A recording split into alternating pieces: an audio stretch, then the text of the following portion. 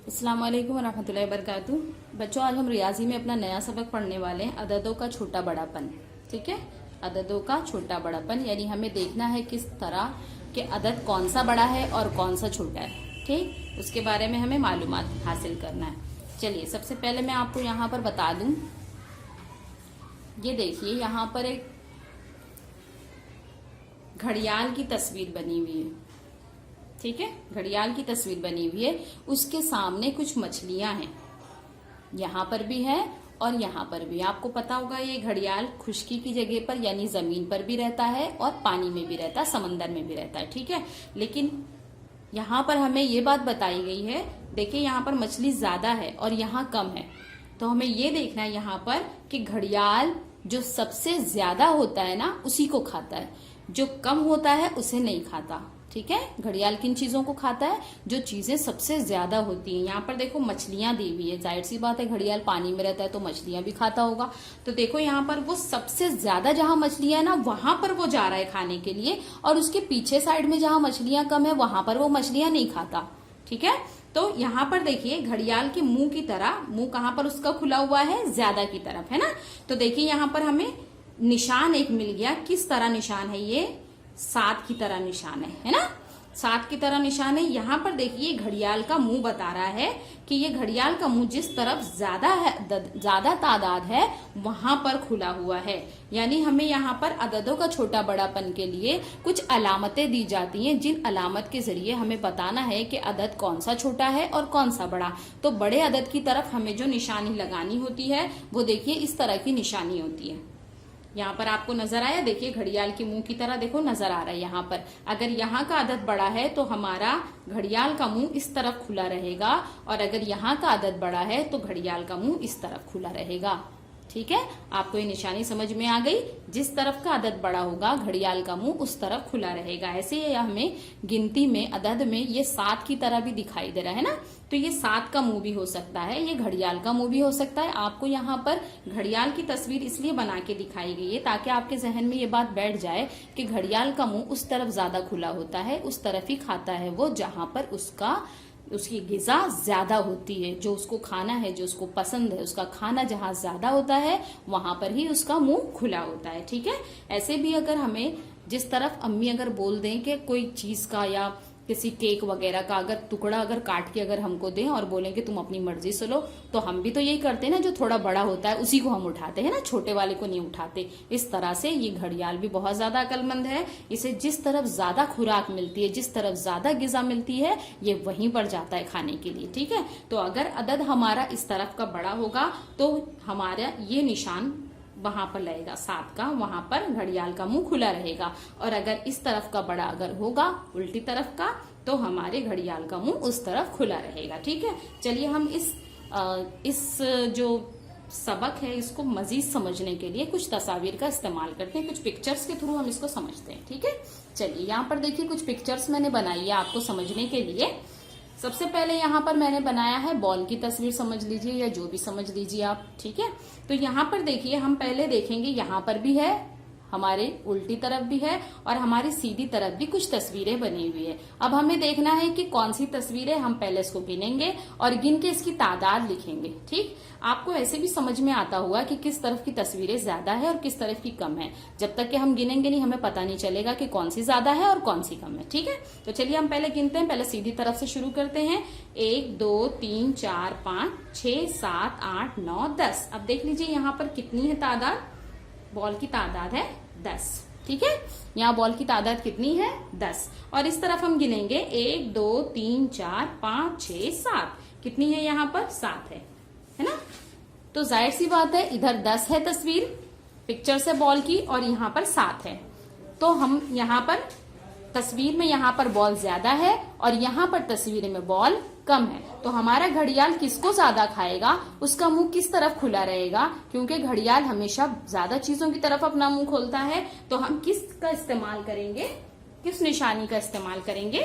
इस तरफ वाली निशानी का हम इस्तेमाल करेंगे, क्योंकि यहाँ पर 10 है और 10 बड़ा अदद है ना, 7 से बड़ा है 10, तो हम अपने घड़ियाल का मुंह इस तरफ खुला रखेंगे। ठीक, चलिए अब हम नीचे दूसरा प्रैक्टिस करते हैं, दूसरी की तरफ देखते हैं। यहाँ पर हमारे कुछ फ्लावर्स दिए हुए हैं, है ना, नजर आया आपको, कुछ फ्लावर्स दिए हुए हैं, यहाँ पर भी कुछ है और यहाँ पर भी कुछ है। तो पहले हम इनको गिनते हैं। ऐसे तो हमें देखने में समझ में आ गया कि ये फ्लावर्स कम है और ये वाले फ्लावर्स ज्यादा है ना, ये वाले फ्लावर्स कम है और ये वाले फ्लावर्स ज्यादा हैं। तो जो ज्यादा है वो बड़ा होगा और वो घड़ियाल का मुंह भी उस तरफ ही खुलेगा। ठीक है, ये अदद बड़ा होगा। चलिए हम फिर भी एक बार गिन के लिख लेते हैं। 1 2 3 4 5 6। ये कितना फ्लावर्स है? 6। और ये वाले फ्लावर्स हम गिन के देखते हैं ये कितने हैं। 1 2 3 4 5 6 7 8 9 10 11। ये कितने हैं? 11। यानी 11 बड़ा है और 6 छोटा है। समझ आई आपको? 11 बड़ा है और 6 छोटा है। तो घड़ियाल का मुंह किस तरफ खुलेगा या 7 का मुंह किस तरफ खुलेगा? इस तरफ खुलेगा, है ना। तो हम इस तरह का निशान यहाँ पर लगाएंगे, इस तरह का निशान। जिस तरफ बड़ा होगा वहां पर 7 का मुंह खुला रहेगा या घड़ियाल का मुंह खुला रहेगा। ठीक है, अब चलिए हम एक मिसाल और करते हैं। बलून्स को देखते हैं अपने। यहाँ पर भी देखिए, आपको देखने में समझ में आ जाएगा, ये वाले बलून्स कम है, ये वाले गुब्बारे कम है और ये वाले गुब्बारे ज्यादा हैं, है ना। तो जो कम है वहां पर हम बिना गिने भी लगा सकते हैं, निशान लगा सकते हो। कैसे लगाओगे निशान? इस तरह का निशान आएगा ना, इस तरह का निशान आएगा, है ना, क्योंकि यहाँ पर ज्यादा है तो ये बड़ी तादाद है और यहाँ पर कम है तो ये कम तादाद होगा। फिर भी हम एक बार यहाँ लिखते हैं 1 2 3 4। यहाँ पर हमने लिख दिया 4 और यहाँ हमारे गुब्बारे हम देखेंगे कितने हैं। 1 2 3 4 5 6। कितने हैं ये? 6। तो जाहिर सी बात है 6 बड़ा है 4 से, 6 बड़ा है 4 से। यहाँ पर 4 है और यहाँ पर 6 है। तो हमारे घड़ियाल का मुंह किस तरफ खुला रहेगा? 6 की तरफ, क्योंकि 6 बड़ा है। ठीक है, अब हमने तस्वीरों के थ्रू इसको समझा कि कौन सा हिस्सा बड़ा है, कौन सी चीजें बड़ी है और घड़ियाल का मुंह किस तरफ खुला रहेगा? बड़ी की तरफ। और कौन सी चीजें कम है वहां घड़ियाल का मुंह बंद रहेगा। ठीक है, चलिए अब हम अददों के जरिए सीखते हैं कि कौन सा अदद बड़ा है और कौन सा छोटा है। आपको समझ में आ गया होगा, हम जब 1 से गिनती शुरू करते हैं तो 1 सबसे छोटा अदद होता है और जितना हम आगे जाते हैं वो सारे अदद हमारे बड़े होते चले जाते हैं। ठीक है, तो चलिए हम देखते हैं यहाँ पर कुछ मिसालें। अदद को हम देखेंगे, कौन सा अदद है बड़ा और कौन सा अदद है छोटा। देखिए आपको स्क्रीन पे कुछ दिखाई देता होगा। जी हाँ, यहाँ पर देखिए, पहले हम इस तरफ की कुछ हल करते हैं मिसालें, फिर उसके बाद इस तरफ की करेंगे। ठीक है,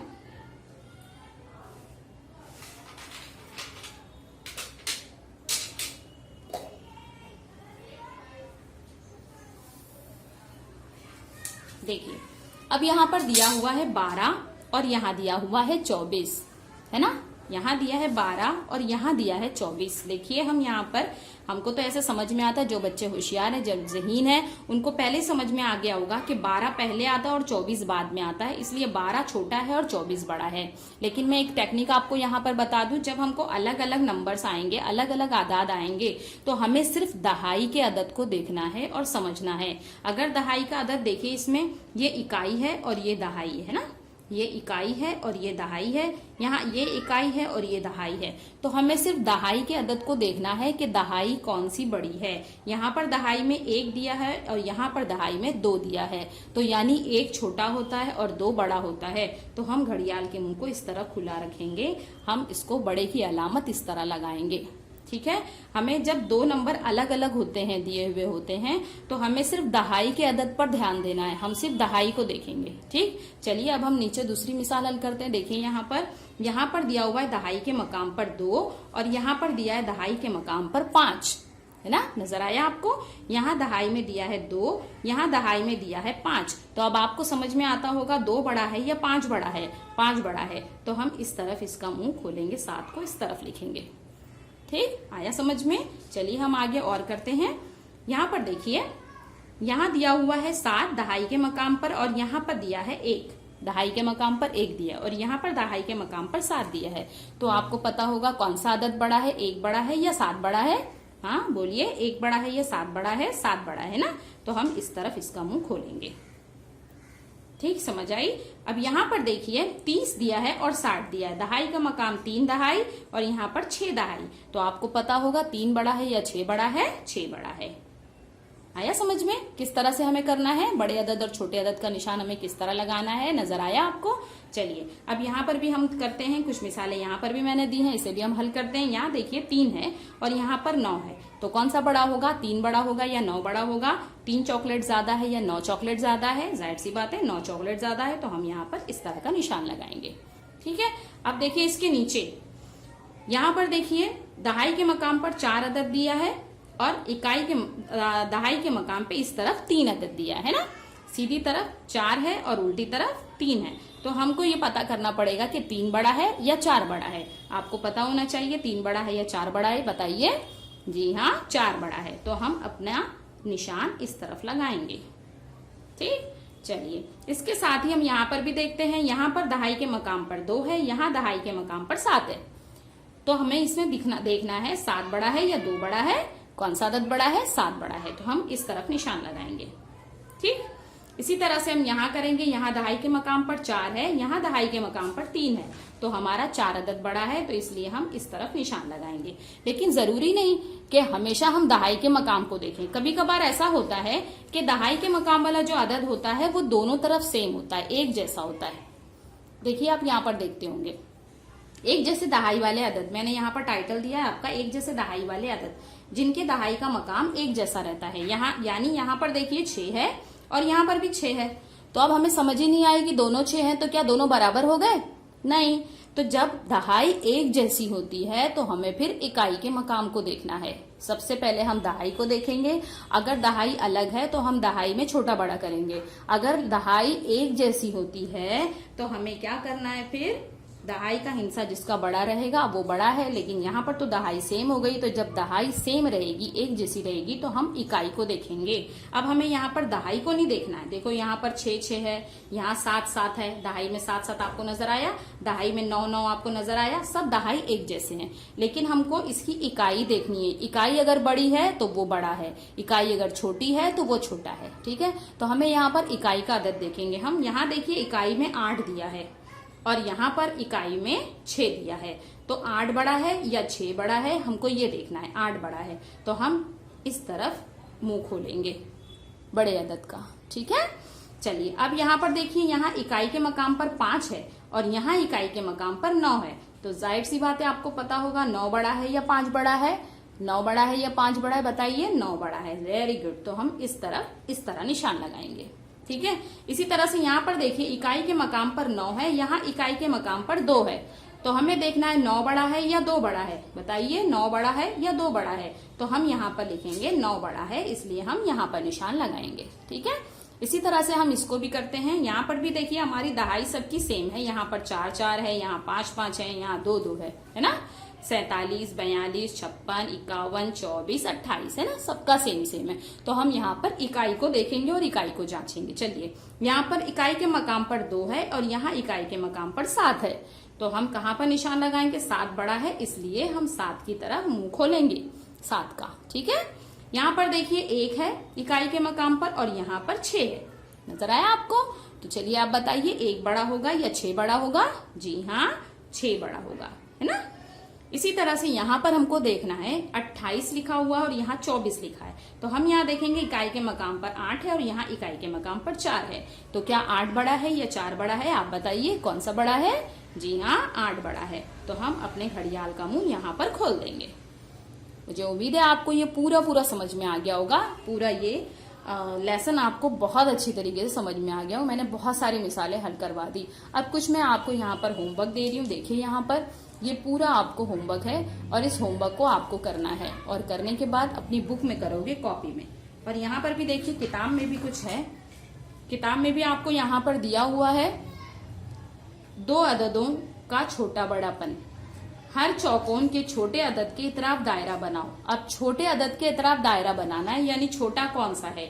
यहाँ पर दिया है पहले चौकोन में 20 और 2, तो आपको पता होना चाहिए कि 20 बड़ा है या 2। इसने हमें यहाँ पर कहा है, सवाल ध्यान से पढ़ोगे और समझोगे। सवाल में कहा है छोटे अदद के इतराफ दायरा बनाओ, छोटे अदद को दायरा बनाना है। तो यहाँ पर 20 छोटा है या 2 छोटा है? 2 छोटा है, तो हमें 2 के इतराफ दायरा बनाना है। ठीक है, इसी तरह से हमें 9 और 1 में देखना है छोटा कौन है, क्योंकि उसने हमें छोटा पूछा है। तो छोटा कौन है? 1। तो हम यहाँ पर 1 के अतराफ दायरा बनाएंगे। यहाँ पर पूछा है 8 और 3, इन दोनों में से, इन दोनों अदद में से कौन सा छोटा है? 3 छोटा है, तो हम 3 के अतराफ दायरा बनाएंगे। ठीक है। अब यहाँ पर हमसे देखिए पूछा है 9 और 8, हर चौकोन के बड़े अदद के अतराफ दायरा बनाओ। यहाँ पर अब हमसे क्या पूछा है? बड़े अदद के अतराफ आपको दायरा बनाना है। तो अब हमें यहाँ पर देखना है बड़ा अदद कौन है और उसके अतराफ में आप मुझे दायरा बना के बताओगे, ये आपको करना है। ठीक, चलिए अब इसके बाद यहाँ पर देखिए अददों का छोटा बड़ापन दिखाने के लिए ये घड़ियाल का मुंह किस तरफ खुला है, इन अददों का उल्टा 7 और सीधे 7 का अलामत का इस्तेमाल किया जाता है। यहाँ पर देखिए आपको कुछ करके बताया हुआ है, इसके साथ घड़ियाल को भी बताया है, इसे आपको पढ़ने की जरूरत नहीं है। यहाँ पर देखिए ये कुछ सवालात हैं, इसको भी आप हल करके देंगे, ये भी आपका होमवर्क है, ये भी आपका होमवर्क है। पेज नंबर 37 पर यहाँ पर 1 2 3 4 5, ये 5 आपको दिया गया है, पांचों आप मुझे हल करके इसका फोटो भेजेंगे। ठीक है, उम्मीद है आपको समझ में आएगा ये लेसन अच्छी तरीके से। आप इसे बार बार देखिए, ये वीडियो को 2-4 बार देखिए तो आपको समझ में आ जाएगा। मैं इसका फोटो आपको लेकर भेजती हूँ होमवर्क का, और आप इसे करके मुझे दीजिए। ठीक है, चलिए अल्लाह हाफिज।